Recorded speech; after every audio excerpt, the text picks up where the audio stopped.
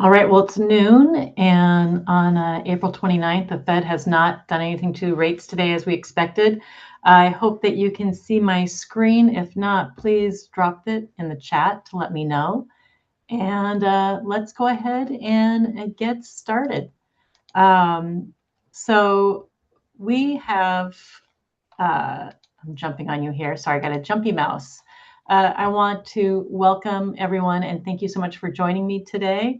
I'm Rhonda Porter, author of The Mortgage Porter, and this is our final class in the Homebuyer Workshop Series. And if this is your first time joining us, I do have the previous workshops available on demand. So just reach out to me or visit mortgageporter.com to get access to those. And of course, you can reach out to me directly too. I'm happy to help you with that.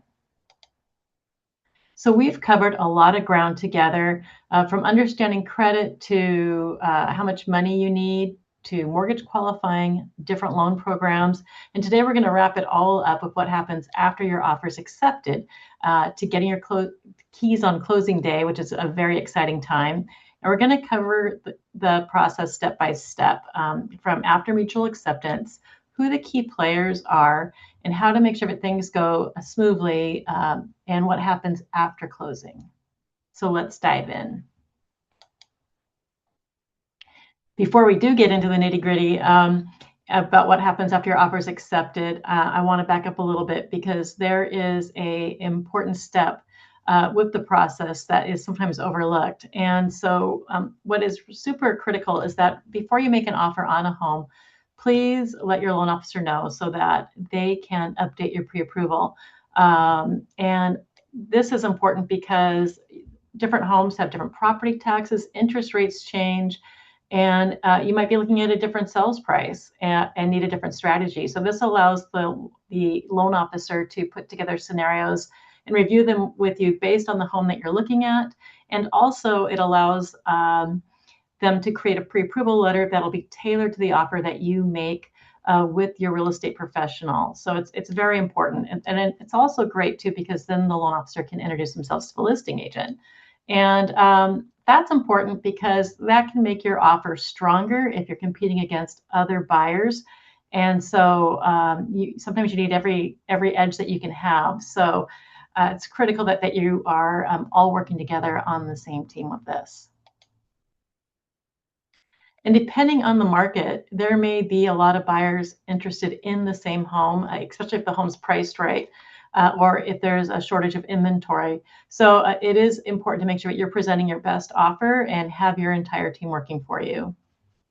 So back to our regularly scheduled information here. So having your offer accepted is a huge milestone, and you found the home, you've negotiated, the seller said yes, and that's really exciting.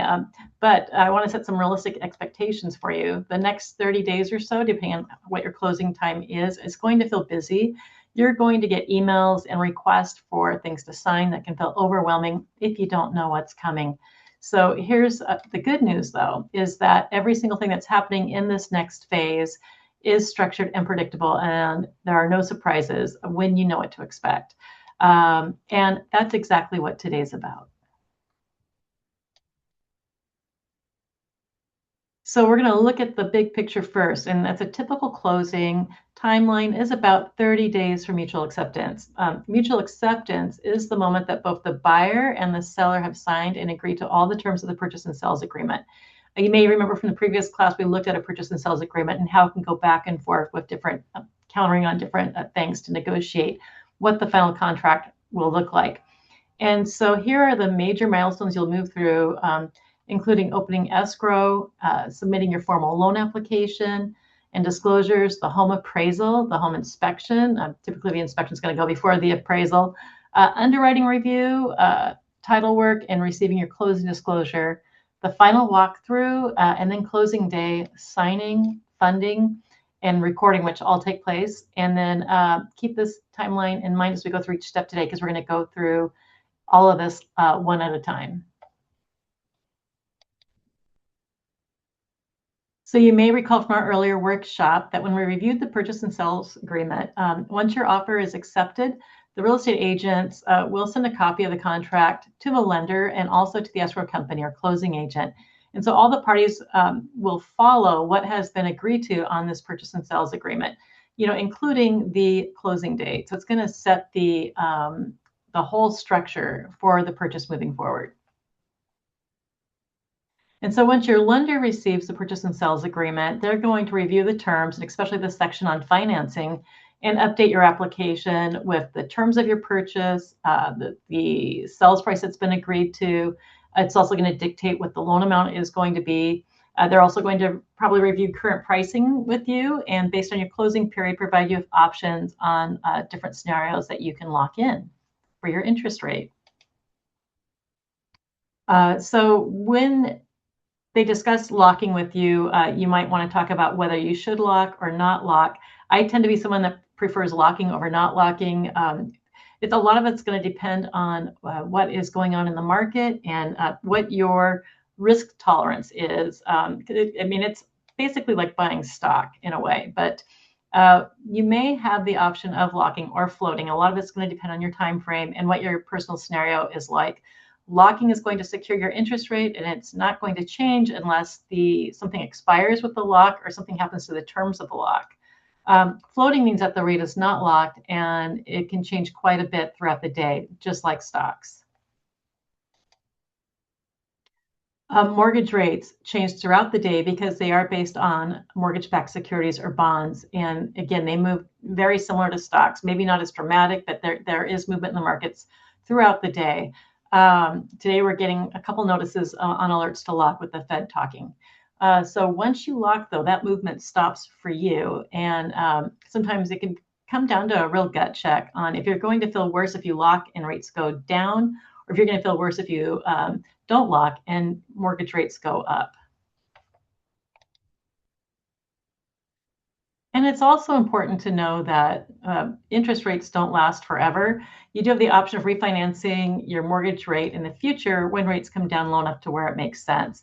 And so the light blue line on this reflects jumbo mortgage rates. The dark blue line is conforming mortgage rates, are based off the conforming loan limit. And then the lighter purple line is FHA, and that darker purple line is for VA. And this is a 2-year history. It just shows you just how much movement there is in mortgage rates. So even though you were pre-approved before you made your offer, mutual acceptance is what triggers your official loan application, because it's being updated with the address to the home that you are buying. And so your lender, it will now be required to send you your formal loan application and loan estimate within 3 days of the application. So the loan estimate is a standardized document that outlines your estimated loan terms, interest rate, monthly payments, and closing costs. So this is important to review carefully. And if you have any questions, do ask your loan officer. You will receive a document similar to this. We're going to go over it again down the road here, which is the closing disclosure, which will have any changes. And if there are changes to your application or regarding the rates or fees that are significant, then you will receive a revised loan estimate with a notice of change circumstance that outlines what those changes are. Also happening at this time is escrow is opened. So typically your real estate agent or the seller's agent will send the signed purchase and sales agreement to the escrow company. And this is also something that is determined on your purchase and sales agreement as to who this escrow and title company will be. And so escrow is a neutral third party, usually a title company. And here in Washington State, that's kind of what our standard practice is. There are still some independent escrow companies out there, but they hold funds and documents until all the conditions of the sale are met. And they protect both the buyer and the seller. And one of the first things that you'll do with your earnest money is provide that deposit to the escrow company, which is typically 1 to 3% of the purchase price. And so they will hold those funds, and it's typically due within a few days of mutual acceptance. And then they will apply it towards the down payment or closing cost at closing. And so this is kind of a high overview of the steps in escrow. So the escrow company does make they do a lot to make the purchase come together. And so they mainly work in the background and will be contacting you for information. So make sure that you are dealing with the escrow company that is designated on your contract. They will be the party who receives your funds for closing, including the down payment, and they will also be performing signing at closing. And so we will get into that more later. Time for a drink of water. I'm not seeing any questions yet in the chat, so feel free to add those as we go along, or we can address them at the end of the class too.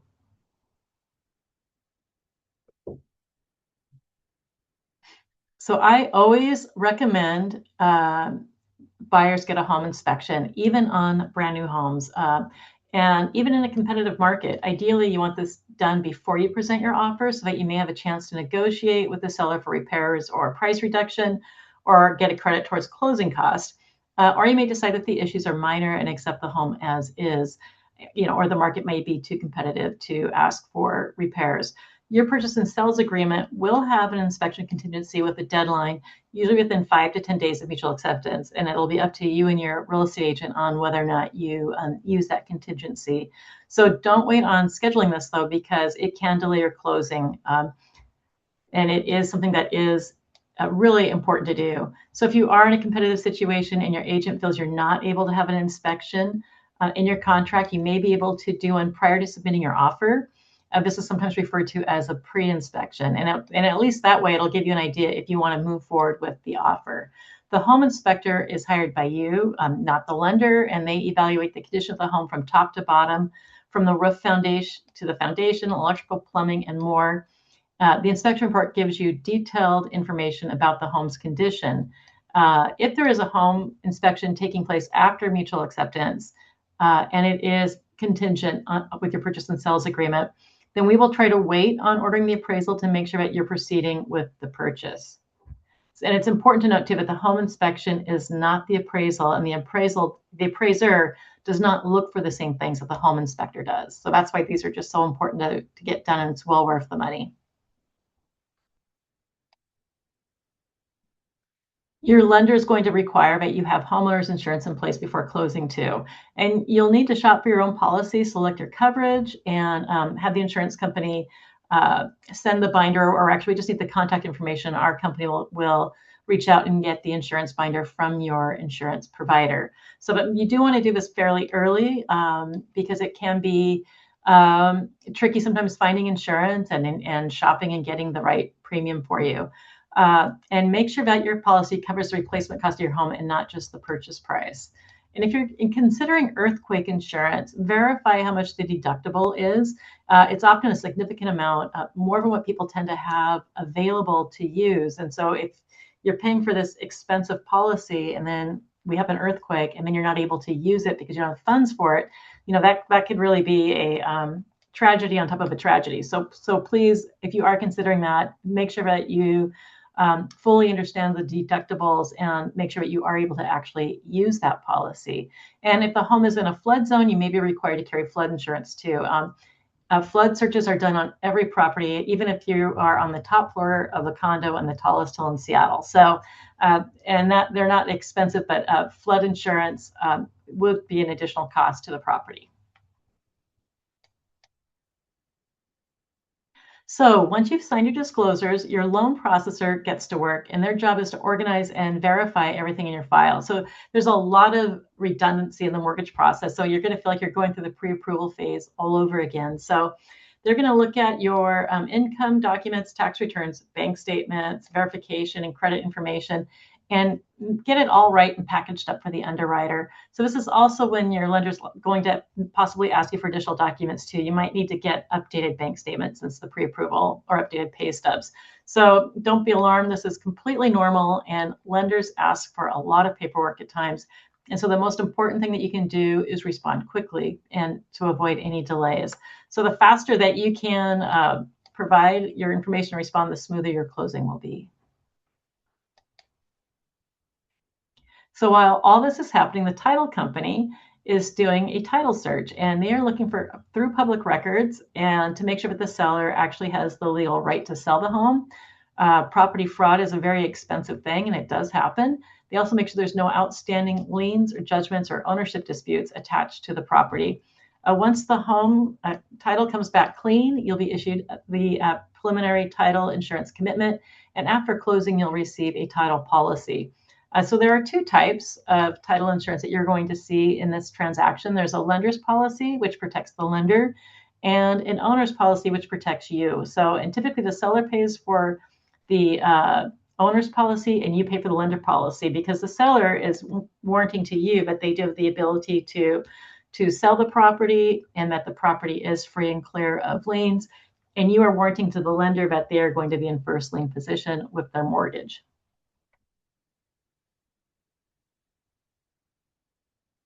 Your lender will also order a home appraisal shortly after you go through the contract, and they've provided that. The appraisal is performed by a licensed independent appraiser who visits the home and determines its fair market value. And so the appraiser is going to be looking for the condition of the home, its features, and compare it to similar homes that have recently sold in the area. These are referred to as comparable sales or sales comps. And so hopefully you have a couple of homes that are similar to yours that are going to support the value of this home that you are buying.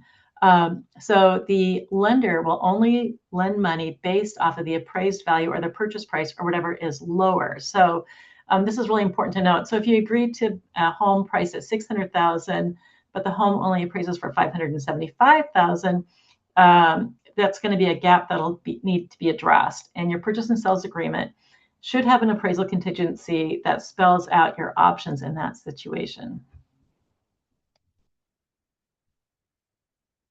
And remember that although you pay for the appraisal typically upfront, since it's a third-party fee, this is done for the lender and it's not a home inspection. So that the appraisers and home inspectors serve two different functions.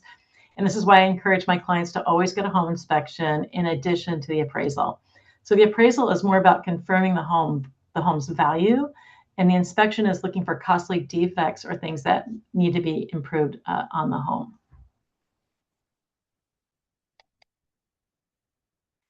The underwriter is the person at the lender who makes the final decision on your loan. And so they review everything from your income, assets, credit, appraisal. They're really looking at everything through a magnifying glass, including the title report. And they make sure that the loan meets all the guidelines for the loan program that we're using. And there are three possible outcomes from underwriting. So approved of conditions, or suspended. And then there's also a fourth one, which we don't like to talk about, which is denied. So hopefully if you've gone through the process of being fully pre-approved or pre-underwritten, which is why I really encourage, you're going to avoid being suspended or denied. So approved is great news because that means that you're clear to move forward.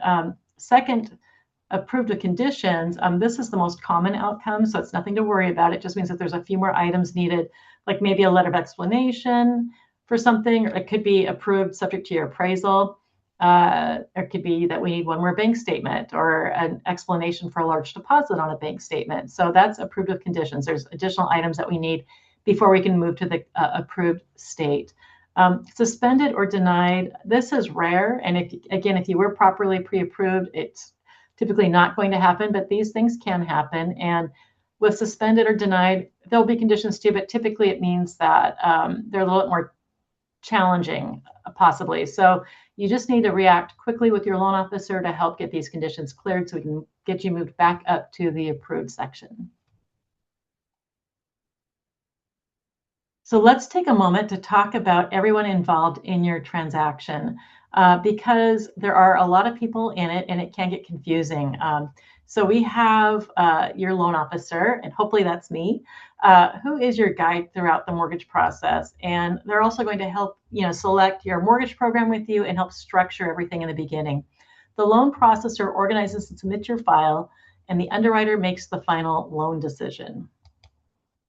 So we also have the appraiser who determines your home value, the buyer's agent who represents your interest in the transaction, and the seller's agent. Hopefully they're two different people.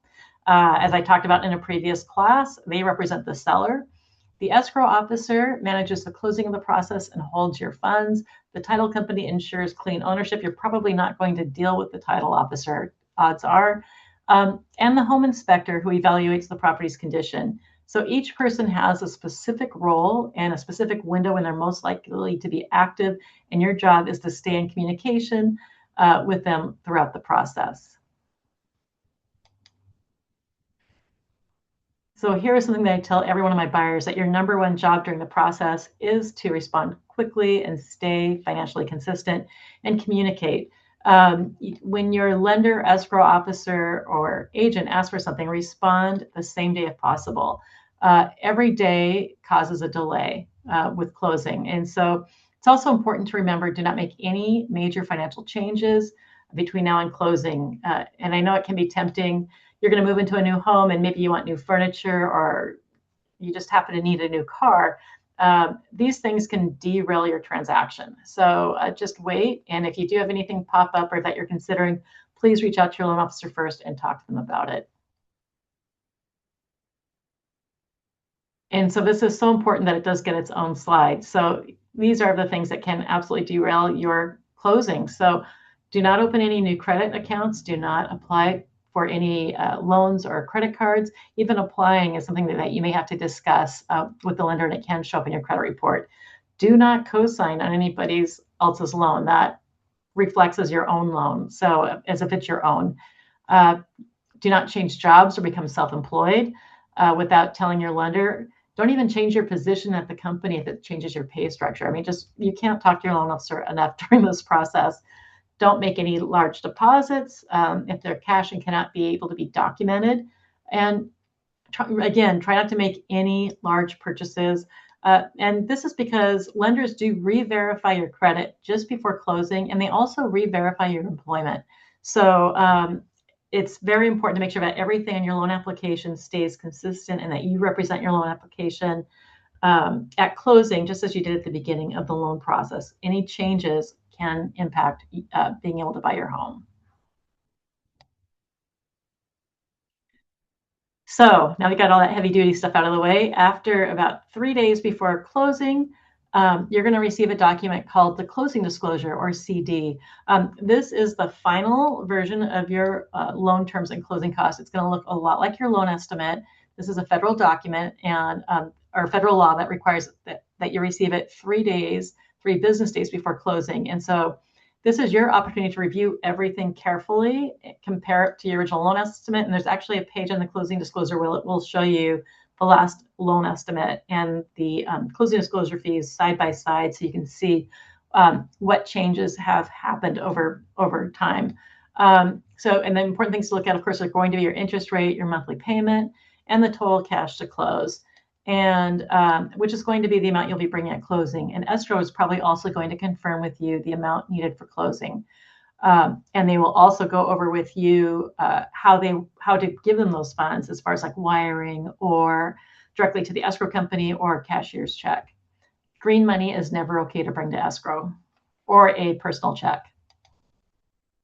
So once we get clear to close from underwriting, that is the 3 favorite words that a loan officer or real estate agent ever gets to hear, and that they get to love. That they love the most. And that's because it means that we are ready to move forward to with your transaction, and that we'll be drawing loan docs soon. So typically 24 to 48 hours before closing, most people are able to do a final walkthrough of the home. This is something that would also be set up in your purchase and sales agreement that you would want to negotiate with your real estate agent. And this is your chance to confirm that the home is in the agreed upon condition, that the repairs, if any, that the seller agreed to make have been done, and that appliances are working, and look for any damage that may have occurred since you last saw the home. And then confirm that items that were supposed to stay have stayed, like certain fixtures or appliances, and that things that weren't supposed to be there are gone as well. So it's not a time for a new inspection. It's just a verification and a visit to see the home one last time. If something's wrong, contact your agent immediately. They'll probably be with you for the walkthrough, and then they can help you address those issues. And signing day. So this is what actually happens. Escrow will contact you. They typically will not schedule your appointment until they've received loan documents from the lender. You'll go to the escrow office, or in many cases today, you might be able to sign with a remote notary or a digital signing platform. I really recommend that you sign with your escrow officer, especially if this is your first home, or at the office. And they ideally, you should have all your questions answered by your loan officer, but it's normal to have questions for the escrow officer too. It's great if your loan officer knows when you're signing so that they can be available for any questions or possibly attend your signing if their schedule permits. It's going to be a large stack of documents with your loan. It's going to be the deed of trust and other various documents. And so I would plan for the signing to take about an hour. A lot of it's in legalese, but you can even ask for a set up front. But it is all pretty much boilerplate documentation. You're going to need to bring valid photo ID and be prepared to wire your funds or bring a cashier's check in the exact amount that the escrow officer tells you. And so also important to note that typically signing day and closing don't take place at the same time. It's possible that they do. It makes for a very tight closing because of everything that takes place on signing day. So ideally, I like my clients to sign at least a day before closing, if not two or more, but it all depends on everything that's taken place during the transaction and how much time we have for closing. So after you sign, your lender is going to review the signed documents and then wires the loan funds to escrow. And this is called funding. And once the funds are in escrow, the escrow officer sends the deed and the deed of trust to the recorder's office, depending on where the property is located at. And then once the county processes that and actually records the deed, you are legally the owner of the home. And this is called the recording. And in Washington State, funding and recording can happen the same day, but sometimes recording happens the next business day. So your escrow officer will keep you updated. And the moment your agent gets that call that the deed has recorded, that's when you get the keys. So, and that's a big time to celebrate because you now own a home. And this is just, again, an overview of the loan process. I'll make sure that this is in your workbook that I'll be sending to you after the class.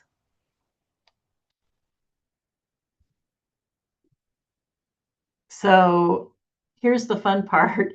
Now you are a homeowner, and so you're going to want to check things, and there's some things to do over the next few days, including you want to change your locks. You don't know how many copies of old keys are out there, and set up your utilities if you haven't already. Update your addresses and with your bank and employer and any subscriptions, and keep all your closing documents in a safe place. You may need them in the future for taxes, and it's just good to have on hand. So your first mortgage payment is typically going to be due on the first of the month, and you'll often have a grace period of 1 to 15 days. It may be 30 to 45 days after closing, or it could, depending on what your closing date is. And you should receive a copy of the first payment letter at closing, and they will tell you also at that point in time when your first payment's due. And then you're also going to receive a copy of your first payment letter from the lender once they have a chance to get you set up in their system. And something that though is important to know about your mortgage payment, and we've talked about this in previous workshops, is that even if it's a fixed rate mortgage, it can change. And the portions of that can change would be your property taxes, as they are adjusted annually from home appreciation and from levies that pass when people vote to pass things that are attached to your assessed value, and also to your if your homeowner's insurance premiums change. So keep that in mind that can happen. If you buy a home for $500,000 and it was previously assessed for $400,000, the tax assessor is going to say, wow, this home's worth $100,000 more than we thought before. And so even though they will come out and adjust your tax assessed value with your sales price, because that's a comp for them, a sales comp, and that will eventually bring your property taxes up. So do keep that in mind. And if you're looking at new construction that you've bought, then we use what's called, there's omit taxes. And so taxes may not be assessed yet for the dwelling portion of your new home, but lenders should use a pretty good estimate on what those property taxes may be, and they should collect for that because taxes will be due eventually, even if they're not being charged yet. So there'll be back taxes due on that. So do talk with that about your lender if you're looking at new construction. And home ownership is one of the most powerful wealth building tools. I mean, it creates generational wealth, and it works in two ways. So, I mean, first is appreciation over time. This is a snapshot of a $500,000, or excuse me, $475,000 home based out of Renton. And so this is estimating appreciation over 5 years. And so over time, values generally increase. And then there's also the principal pay down, which this isn't showing, but every monthly mortgage payment you make reduces your loan balance and increases your equity, which is, you don't get that when you're renting a home. And so I recommend setting up a HomeBot account, which I do have available for you. And that helps you monitor your home's estimated value and your equity every month. And it's a great way to stay informed. And down the road, too, if interest rates drop significantly, or if you want to tap into your equity, it may be a great time to consider refinancing. And I'll probably work on a future class about that to go over more about what refinancing is all about and things to watch for. But I'm always here to help evaluate those options for you with no pressure. So just information, ask me questions. And so before we do get into questions, I'd like to offer you a couple of quick resources. All the workshops in this series, including today's, are available at mortgageporter.com. And you can go back and watch any class, share them with friends or family who are thinking about buying, or use the companion workbooks to track your progress. So if you're ready to get pre-approved, or if you have mortgage questions, I'm happy to help you. There's no obligation, just clear, honest information. And I'm not seeing any questions in the chat yet. So just let me know if you have any questions. You can also reach out to me after the class as well. And I will be sending you a link to the workshop dashboard, which will be updated with the recording from this class.